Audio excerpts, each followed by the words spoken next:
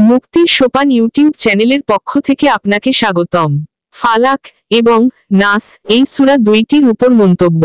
ফালাক এবং নাস এই সূরা দুইটি একই ভাব বহন করে।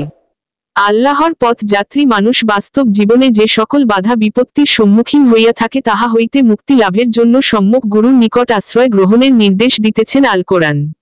সম্যক গুরু সর্বপ্রকার সমস্যা সমাধানের অভিজ্ঞতা পুষ্ট মহাজ্ঞানী ব্যক্তি। শক্ত ইন্দ্রিয় ও শরীরপুর ভিতর ও বাহিরের সকল শত্রুতা হইতে তিনিই যজ্ঞ আশ্রয়দাতা। ফালাক শব্দের আর একটি অর্থ হইল জাহান্নাম বা দোজখ। তিনি রাব্বুল ফালাক অর্থাৎ দোজখের গুরু। দোজখ হইতে উদ্ধারকর্তা গুরু। মস্তিষ্কে অবস্থিত দোজখকে জান্নাতে রূপান্তরিত করিয়া তুলিবার উপযুক্ত গুরু। বিশ্ব মানব সবাই হয় দোজখে আছে নয়তো বেহেশতে আছেন। দোজখে নানা রূপ জ্বালা যন্ত্রণা অবস্থান করে এবং ইহা অজ্ঞানতার অন্ধকারে আচ্ছন্ন। সম্যক গুরু চিত্তাকাশের অজ্ঞানতার অন্ধকারে ফাটল ধরাইয়া মানব মনে জ্ঞানের বিকাশ ঘটাইয়া থাকেন।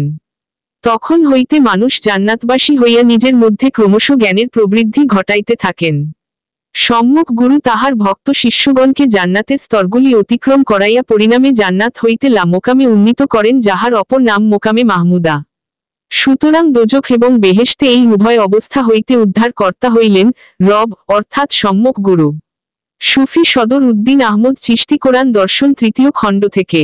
ছোট্ট আলোচনাটি যদি ভালো লেগে থাকে তবে দয়া করে একটি লাইক দিবেন এবং কমেন্ট করে আপনার মতামত জানাবেন প্লিজ। এবং আপনি যদি চ্যানেলে নতুন হয়ে থাকেন তবে দয়া করে সাবস্ক্রাইব করে আমাদের সাথে থাকুন প্লিজ।